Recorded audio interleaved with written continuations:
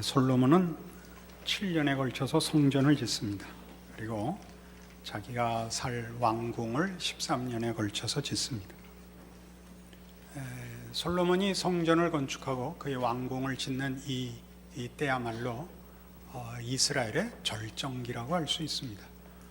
솔로몬의 영광의 절정기일 뿐만 아니라 이스라엘이라는 국가적 차원에서 가장 절정기에 이르렀던 때입니다. 그리고 이 성전을 지음으로써 이스라엘 백성들은 하나님이 자기네를 특별히 선택한 백성으로 부르셨고, 자신들이 그 부르심에 응답하여 이 전을 지으며, 그래서 이 전에 하나님이 함께 하셔서 꼭 문자적이진 않습니다만은 하나님께서 이스라엘과 함께 한다 하는 그 약속에 보이는 증거로 이해하고 있습니다. 그러나 이 하나님께서 이스라엘과 함께 하신다는 약속은 오늘 12절을 보면, 내가 지금 이 성전을 건축하니 내가 만일 내 법도를 따르며 내 율례를 행하며 내 모든 계명을 지켜 그대로 행하면 내가 내 아버지 다윗에게 한 말을 내게 확실히 이룰 것이요 내가 또한 이스라엘 자손 가운데 거하며 내 백성 이스라엘을 버리지 아니하리라 입니다. 내 백성 가운데 거하고 내 백성을 버리지 않는 것이, 그러나 12절에 다시 보는 바와 같이 내가 만일 내 법도를 따르면 이라는 조건으로 제한됨으로써 성전을 건축하고 있다는 것만으로 하나님의 임재와 하나님을 자기 편으로 만드는 일이 이제 불변하는 현실로 확보된 것은 아니다라고 말씀하시는 것을 보게 됩니다. 그러나 이 문제는 사실 12절 하반절에 있는 내가 내 아버지 다윗에게 한 말을 내게 확실히 이룰 것이라 하는 말씀과 조금 어긋납니다. 원래 다윗에게 한 약속은 조건적이지 않았기 때문입니다. 우리는 사무엘하 7장에서 이 사실을 다시 한번 확인할 필요가 있습니다. 사무엘하 7장 12절입니다. 내 수하니 차서 내 조상들과 함께 누울 때 내가 네 몸에서 날 네 씨를 네 뒤에 세워 그의 나라를 견고하게 하리라. 그는 내 이름을 위하여 집을 건축할 것이요 나는 그의 나라 왕위를 영원히 견고하게 하리라. 나는 그에게 아버지가 되고 그는 내게 아들이 되리니 그가 만일 죄를 범하면 내가 사람의 매와 인생의 채찍으로 징계하리니와 내가 네 앞에서 물러나게 한 사울에게서 내 은총을 빼앗은 것처럼 그에게서 빼앗지는 아니하리라. 네 집과 네 나라가 내 앞에서 영원히 보존되고 네 왕위가 영원히 견고하리라. 이 약속에서는 조건이 없습니다.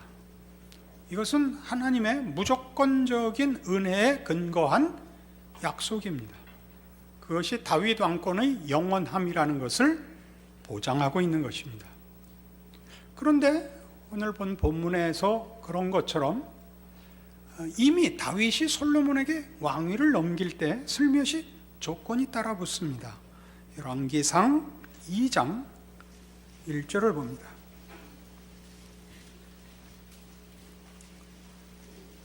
열왕기상 2장 1절 다윗이 죽을 날이 임박하매 그의 아들 솔로몬에게 명령하여 이르되 내가 이제 세상 모든 사람이 가는 길로 가게 되었노니 너는 힘써 대장부가 되고 내 하나님 여호와의 명령을 지켜 그 길로 행하여 그 법률과 계명과 율례와 증거를 모세의 율법에 기록된 대로 지키라. 그리하면이 된 겁니다. 그리하면 네가 무엇을 하든지 어디로 가든지 형통할지라. 이 조건적인 약속을 성경에서는 굉장히 강조하고 있습니다. 그 강조는 대표적으로 신명기 28장에 나와 있는 축복과 저주의 언약에서 강조되고 있습니다. 우리가 잘 아는 대로 너희가 만일 네 하나님을 섬기고 그의 명령을 준행하면 나가도 복을 받고 들어와도 복을 받습니다. 그러나 만일 너희가 네 하나님을 버리고 내 하나님의 명령을 준행하지 아니하면 나가도 저주를 받고 들어와도 저주를 받고 라고 경고했었습니다. 그러나 다윗에게 한 약속은 그 조건을 달지 않고 있었습니다. 그렇죠? 사울에게서 왕위를 뺏은 것 같지는 아니하겠다. 잘못하면 내가 그를 징계하고 교훈할지언정 그 나라를 뺏지는 않겠다 라고 약속했는데 실제로 이 나라는 패망한 것입니다.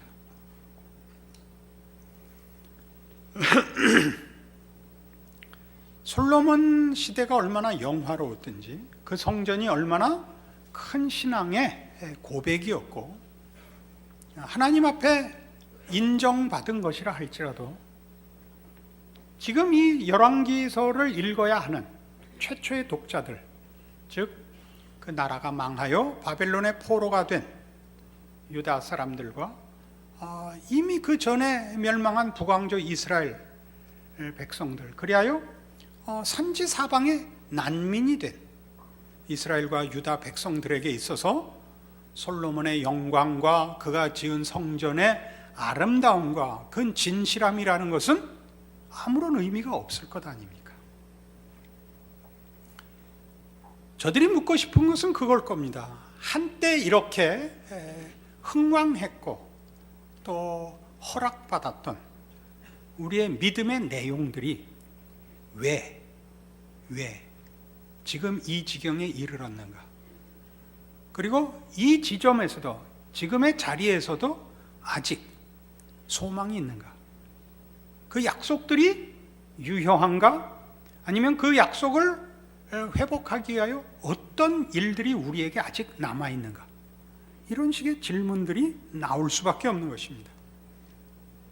다시 본문으로 돌아와 보시면 이 본문은 바로 이 다윗에게 허락한 약속이 조건절에 의하여 제한되는 본문을 이렇게 확인할 수 있습니다. 12절 다시 봅니다. 6장 내가 지금 이 성전을 건축하니, 그러니까 말하자면 이제 다시는 내가 어디로 가지 않고 이 성전에 머물며 너희만을 지키고 편들겠다가 아니라 네가 이 성전을 건축하고 있지만 네가 만일 내 법도를 따르며 내 율례를 행하며 내 모든 계명을 지켜 그대로 행하면 내가 네 아버지 다윗에게 한 말을 네게 확실히 이룰 것이요 입니다. 그리고 이스라엘 자손 가운데 거하며 내 백성 이스라엘을 버리지 아니하리라입니다.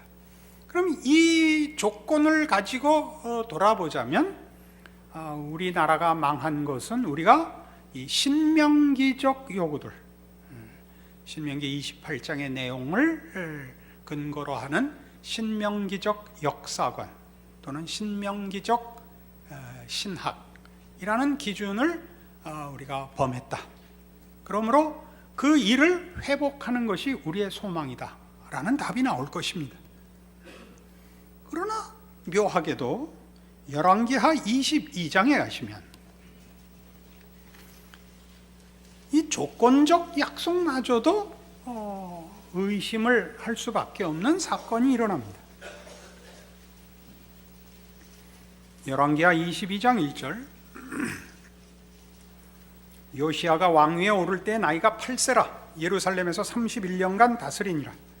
그의 어머니의 이름은 여디다요 보스깃 아다야의 딸이더라. 요시야가 여호와 보시기에 정직히 행하여 그의 조상 다윗의 모든 길로 행하고 좌우로 치우치지 아니하였더라. 요시야는 이스라엘과 유다 역사상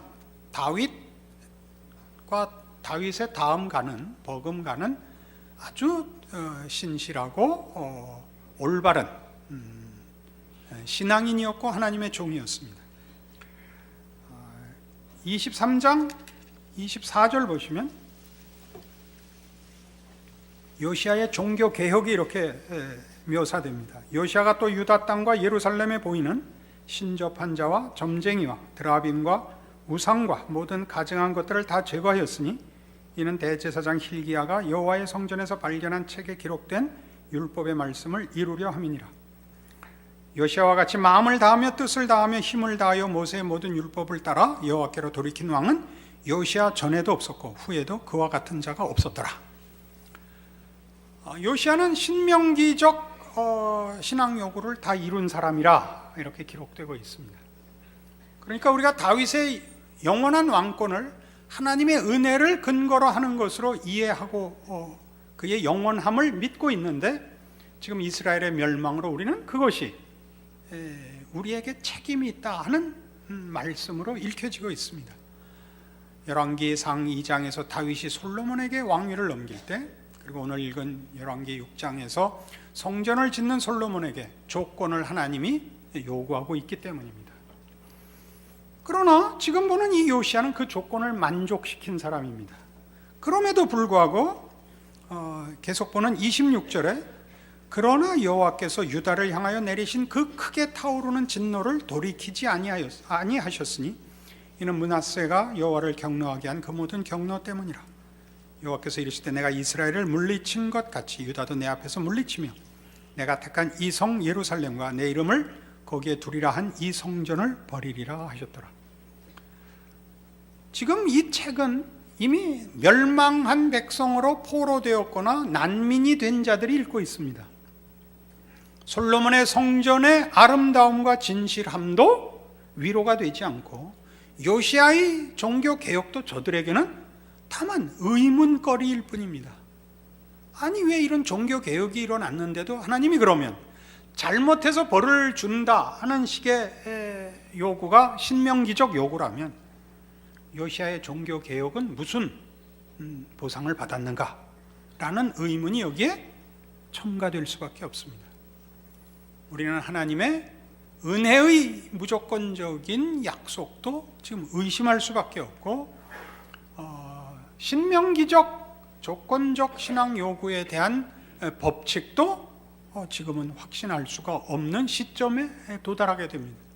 그것은 우리만의 문제가 아니라 지금 이 열왕기를 읽었어야 되는 최초의 독자들의 역사적 현실적 문제였고, 따지고 보면 모든 성도들이 그 신앙생활 속에서 부닥치는 빈번히 직면하는 현실적 문제이기도 합니다. 어떤 면에서 우리는 은혜를 근거하고 어떤 면에서 우리는 책임을 근거하는가 하는 문제는 우리에게 답이 없을 만큼 어렵습니다. 열왕기서가 이런 문제를 이렇게 긴장 상태로 어느 한쪽으로 답을 할 수 없는 은혜와 책임이라는 긴장 관계를 제시하고 답을 주지 않는다면 이 책을 쓴 가치가 없어집니다. 이스라엘과 유다 백성이 다만 어쨌든 하나님의 어느 법칙에 의해서건 패망이라는 결과를 가질 수밖에 없는 운명에 이제 처해졌다라면 회복의 길이 어느 것인지를 물어야 되는데, 은혜가 맞는지 책임이 맞는지 사실은 선택을 할 수가 없는 것입니다. 여기에 대한 답을 열왕기서가 직접 하고 있습니다. 열왕기하 25장을 가보십시오.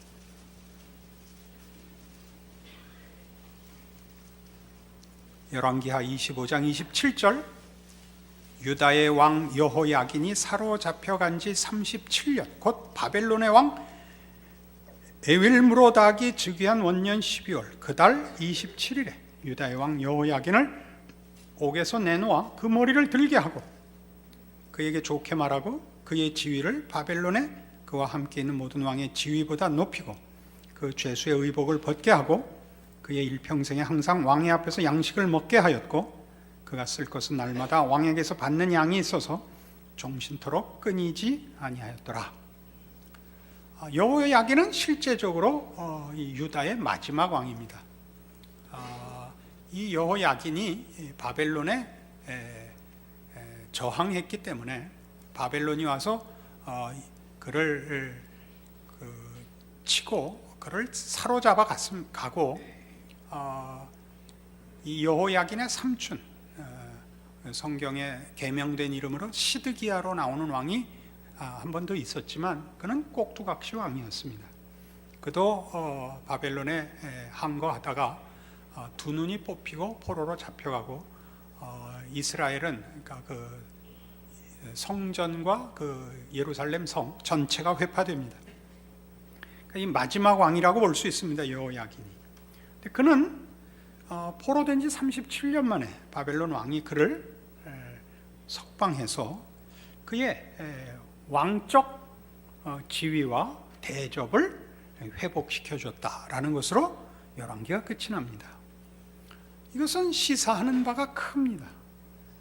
물론 그가 회복되었다 할지라도 뭐 여러 가지로 회복되었죠. 바벨론 왕과 같은 대접을 받은 건 아닐지라도 다른 모든 왕들의 지위보다 높이고 왕과 함께 식사하고 그의 쓸 것을 왕궁에서 지급하는 대접을 받습니다. 포로된 나라에서의 대접은 그것 자체가 물론 모욕일 수 있습니다. 그러나 이 사건이 가지는 의미심장함은 여호야긴이 어떤 왕이었느냐 하는 것을 확인하면 좀 달라집니다. 그 열왕기하 24장 8절입니다. 여호야긴이 왕이 될 때 나이가 18세라 예루살렘에서 석 달간 다스리니라. 9절 여호야긴이 그의 아버지의 모든 행위를 따라서 여호와께서 보시기에 악을 행하였더라. 그러니까 여호야긴은 신명기적 신학으로 보상을 하자면 그는 벌을 받아 마땅합니다. 그는 회복될 조건이 없습니다. 그러니까 하나님께서 궁극적으로 쓰는, 말하자면 우리가 이해하는 식으로 해서 법칙은 은혜의 법칙이다 하는 것을 말하고 있습니다. 여호야긴이 회복된다면 그가 한 일 아무것도 없이 그가 한 대로 갚지 않고 전혀 본인에게 조건이 없는 회복이 이루어진다면 이스라엘 백성들에게도 희망이 있다는 얘기가 됩니다. 이게 열왕기서의 가장 중요한 내용이 됩니다. 결국 미래는 열려 있는 것입니다.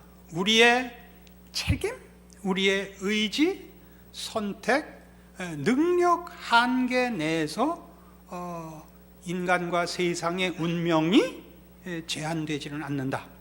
그런 뜻이 됩니다.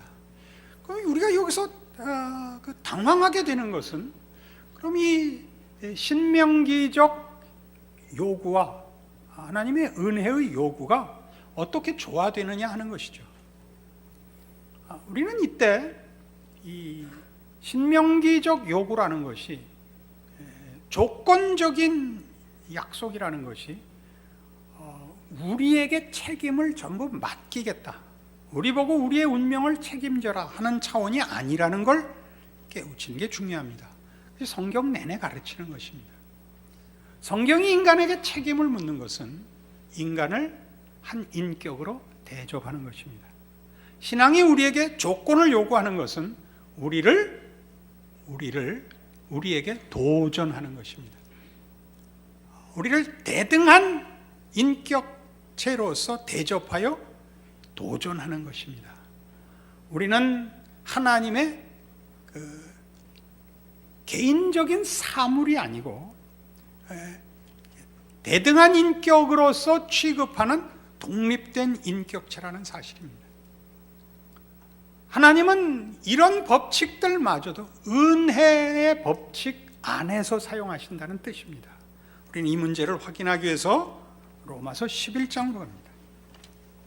신약성경 255페이지 로마서 11장 29절입니다.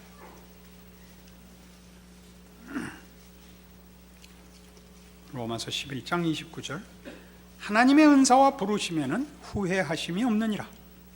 너희가 전에는 하나님께 순종하지 아니하더니 이스라엘이 순종하지 아니함으로 이제 긍휼을 입었는지라. 이와 같이 이 사람들이 순종하지 아니하니 이는 너희에게 베푸시는 긍휼로 이제 그들도 긍휼을 얻게 하려 하심이라. 하나님이 모든 사람을 순종하지 아니하는 가운데 가두어 두심은 모든 사람에게 긍휼을 베풀려 하심이로다.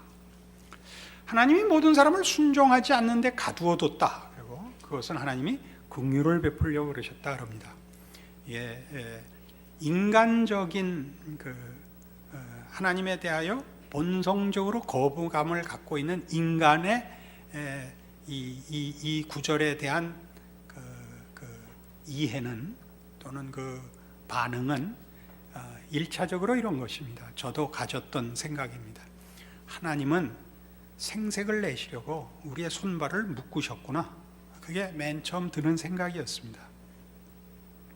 우리가 하나님 앞에 은혜를 구한다 그럴 때 그것이 말하자면 무슨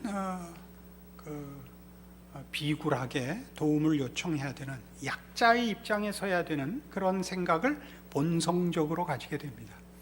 그리고 하나님이 우리를 하나님 앞에 무릎 꿇리려고 우리가 할 수 있는 것을 제한하시는 하나님인 것 같은 느낌이 거기에 따라옵니다. 성경이 하고 싶은 얘기는 그 얘기가 아닙니다. 하나님이 우리를 순종하지 않는 가운데 가두어 두셨다는 것은 우리의 불순종이 허락되어 있다는 것을 전제하고 있습니다. 하나님은 우리에게 자유로운 선택권을 주셨다 그런 뜻입니다. 자유로운 선택권 없이 불순종이라는 건 일어나지 않습니다. 우리를 결국은 순종하지 못하게 하시지 않았느냐? 아니요. 순종하지 못하게 한 건 하나님이 아니라 우리의 무력함입니다. 여러분 신앙생활을 해보시면 여러분이 어떻게 살아야 하는지는 다 알지만 그렇게 사는 사람은 없습니다. 그것은 기독교 신앙에서만이 아니고 기독교 신앙인이 아닌 일반인들도 그렇습니다. 인류 모두에게 공통된 사실 하나는 모든 인간이 윤리와 도덕의 옳음을 알고 그렇게 살겠다고 본인이 작정하지만 아무도 그렇게 살지 못했다는 사실입니다. 그러면서도 자신이 이상하다고 생각하지 않습니다. 중력 법칙이라는 것은 모두의 선택과 상관없이 그 법칙이 적용됩니다. 돌을 공중에 놓으면 돌의 선택과 관계없이 떨어집니다. 그리고 그것은 돌은 그래야 되는 겁니다. 나무를 그래도 그렇습니다. 그런 성질들을 본인 돌이나 나무가 갖고 있는 것이 아니라 그 사물들이 중력의 법칙을 벗어날 수 없기 때문입니다. 인간만은 그러니까 옳은 것을 아는데 지키지 않는 법칙 속에 매여 있는 것입니다. 그걸 하나님이 허락하시는 겁니다. 인간의 선택과 인간의 무력함이라는 것을 확인하는 기회를, 시간을 허락하십니다. 왜 그러냐고요? 긍휼을 베풀기 위해서입니다. 여기서 긍휼은 인간이 자신에 대해서 할 수 있는 것과 차원이 다른 하나님만이 하실 수 있는 것을 우리의 조건에 따라서가 아니라 당신에 근거하여 주신다는 뜻에서 긍휼입니다. 우리가 소원하고 우리가 사모하는 것을 주시려는 것이 아니라 하나님이 우리에게 목표하신 것을 주시려는 것이 긍휼이라는 표현으로 나옵니다. 왜요? 우리는 그 일에 조건을 만들 수가 없고 요구 자체가 우리에게는 없습니다. 그건 뭐냐 하면 하나님이 우리를 사랑하시는 것 같이 우리 보고 당신을 사랑하라 하는 것입니다. 여기가 어렵습니다. 하나님이 은혜의 법칙을 쓰시던 신명기적 조건적인 법칙을 쓰시던 결국은 하나님이 그의 백성들의 인생과 역사와 운명에 개입해야 되는 것이라면 무엇 때문에 이런 국가의 패망이라는 비극을 우리 각 개인의 삶 속에서 눈물과 고통과 후회라는 그런 과정을 필요로 하시는가라는 질문이 성립합니다. 거기엔 대한 답을 구약이 하고 있는 것이고 물론 신약도 하고 있습니다. 이스라엘의 역사는 전부 그 얘기입니다. 하나님은 이스라엘에게 이스라엘 보고 하나님을 위하여 무엇을 하는 백성이 되는 것이 아니라 하나님이 이스라엘을 사랑한 것 같이 하나님을 사랑하라고 합니다. 성전을 짓는 것이 하나님을 사랑하는 표라는 것을 받으십니다. 그러나 성전을 지어 하나님을 묶을 수 있다고 생각하는 것을 거부하십니다. 그러니까 성전을 파괴하도록 허락하시는 것입니다. 하나님의 이름과 명예가 걸린 전을 파괴하게 하시는 것입니다. 우리 각 개인의 신자된 인생 속에서 우리가 이 경험을 모두가 합니다. 그것은 뭐냐 하면 우리가 기독교 신앙에 입문하여 기독교 신앙으로 알고 있는 확신 가운데 하나가 하나님이 전능한 분이시며 우리를 지으셨으며 우리를 사랑하사 우리 기도에 응답한다는 사실입니다. 우리는 하나님 앞에 우리의 고통과 현실 문제를 기도합니다. 그리고 응답받습니다. 그리고 더 많이 응답받지 못합니다. 우리는 체념하고 맙니다. 하여튼 천국은 가겠지. 그래서 우리는 신자의 삶을 100% 살지 않습니다. 한 30%쯤 살고 70%쯤은 잊었다가 또 세상으로 갔다가 하는 70%가 그쯤 될 겁니다. 하나님께서 그렇게 하시는 이유는 하나님이 우리의 고통과 욕심을 이루는 수단이 되는 걸 못 참으시는 겁니다. 사랑하는 사이에서는 상대방을 수단으로 쓰는 것은 참을 수가 없습니다. 여러분, 결혼할 때 조건을 본다는 것은 아직 상대방을 인격적으로 사랑이라는 차원에서 깊이 알 수 없을 때 그때는 그렇게밖에 따질 방법이 없기 때문입니다. 그러나 여러분이 상대방을 사랑하게 되면 그런 조건들은 아무 문제가 없다는 것 아시죠? 사랑을 하게 되면. 그러나 사랑하지 않고 따져서 결혼을 하려면 지난번에 봤던 사람이 더 나은 겁니다. 늘. 그래서 100번 선을 보고 못 가는 겁니다. 이럴 줄 알았으면 그때 갔지. 5년 전에 이 사람보다 더 나은 사람이 있었는데 이제 와서 그 사람만 못한 사람하고 가라고? 내 비록 32살이지만 나 못 가겠다. 이렇게 되는 겁니다. 조건으로는 되질 않습니다. 그리고 사랑을 한다 해놓고도 상대방이 보니까 이 사람은 조건 때문에 나를 사랑했다를 알면 그 순간 사랑은 크나큰 상처를 입습니다. 하나님이 우리에게 지금 그러고 계십니다. 우리의 요구에 하나님이 안 들어주실 것이 없습니다. 왜요? 하나님은 우리를 사랑하기 때문입니다. 그런데 우리가 사랑의 깊은 자리에 들어오지 못하고 하나님을 수단으로 밖에 사용하지 못하는 한 하나님은 어느 시점에서부터 거부하십니다. 우리 애인끼리도 그렇게 얘기하죠. 당신 나 사랑해? 왜 만나면 밤낮 돈만 달라 그래? 이건 애인끼리도 하는 얘기입니다. 우리는 이것을 조금 더 고급하게 스스로 속일 수도 있습니다. 쉬운 고통과 현실의 필요를 해결하기 위해 하나님을 찾는 것에서 조금 고급화되면 우리는 일종의 고급한 영성이라는 것으로 또 한번 자기를 속일 수 있습니다. 하나님의 뜻을 따르고 그래서 겸손하고 온유하고 헌신하고 마음의 평안을 누리는 것을 목표로 할 수 있습니다. 그것마저 하나님이 거부하십니다. 기독교 신앙이란 우리가 종교적인 사람이 되는 것이 아닙니다. 하나님을 사랑하는 것입니다. 예수 안에 찾아오신 그 하나님을 사랑하는 것입니다.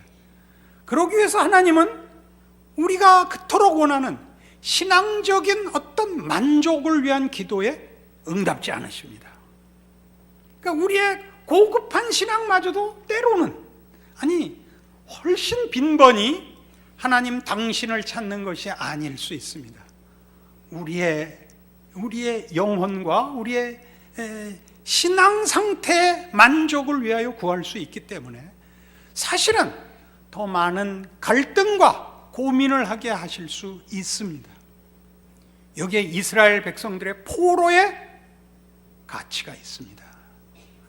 성전을 지었을 때도 이스라엘 백성이 하나님이 아니라 성전으로 그 자신의 신앙에 초점을 흐렸을 수 있듯이 포로가 되었다고 해서 하나님의 백성들이 하나님과 사귀며 하나님을 사랑하는 일에 방해받을 수 있는 것은 없다 라고 선언하는 것이죠. 오늘 여러분의 현실입니다. 여러분의 신앙생활에 있어서 여러분이 가지신 어떤 조건과 환경과 지금의 위치도 하나님을 사랑하는데 더 필요한 조건이나 제한되는 조건은 없습니다. 여러분들이 매주 놀려서 죄송합니다. 그런 얼굴로 찾아오시는 이유는 여러분들이 하나님이 여러분에게 무엇을 요구하는지 모르기 때문입니다. 사랑하면 청바지 찢어진 거 입고 나와도 이쁩니다. 그러나 사랑하지 않으면 천에 없는 옷을 입고 나와도 이상합니다. 하나님은 우리에게 지금 그걸 요구하고 계십니다. 여러분이 하나님 앞에 떳떳하게 보란듯이 무언가 들고 나가려고 하는 걸 하나님은 바라보고 있지 않습니다. 여러분의 진심을, 여러분의 인격을 다한 영혼을 하나님 앞에 바치십시오. 그것이 그 아들을 보내신 하나님의 우리를 향한 사랑의 역사적 증거요, 부인할 수 없는 하나님이 우리를 사랑하신다는 문제에 대한 증거입니다. 이 기쁜 신자의 삶을 사는 여러분이시기를 바랍니다. 기도하십시다. 하나님 아버지 은혜를 감사합니다. 생각해보면 예수를 믿고 하나님의 자녀가 된 순간부터 우리의 인생은 기적의 인생인 것이 맞습니다. 우리가 그것을 모르는 것은 하나님의 사랑을 모르는 탓입니다. 예수를 믿는다는 말 속에 제일 중요하게 이 고백이 들어가야 됩니다. 우리도 하나님을 사랑합니다. 그러므로 우리는 겁날 것도 없고 아쉬울 것도 없습니다. 우리의 삶 어느 정황, 어떤 형편에서든지 우리는 사랑하며 하나님의 사랑으로 살 것입니다. 그 승리와 우리의 넘쳐나는 부요함을 우리의 존재와 우리 자신 안에서, 그리고 세상 앞에서 증언하는 우리들 생애 되게 하여 주시옵소서. 지금은 우리 주 예수 그리스도의 은혜와 하나님 아버지의 극진하신 사랑과 성령님의 교통하심이, 하늘 하나님을 아버지라 부르는 것이 무엇을 의미하는지 확인하고 그 사랑을 믿음으로 받으며 또 그렇게 예수의 이름으로 우리 하나님 아버지 사랑하리라 약속하고 돌아가는 심령들 위해 영원토록 함께 있을지어다. 아멘.